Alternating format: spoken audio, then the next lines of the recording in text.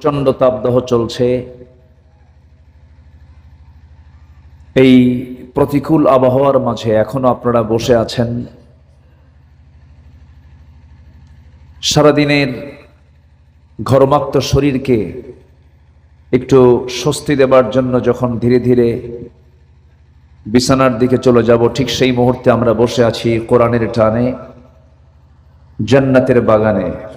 যিনি আসার বসার তৌফিক দিলেন সেই মহান রবের শানে বলে উঠছি আলহামদুলিল্লাহ। আবারও বলছি আলহামদুলিল্লাহ।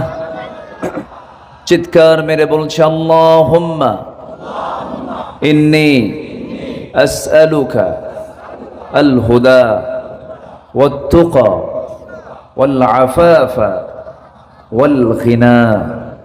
সবাই বলি আল্লাহুম্মা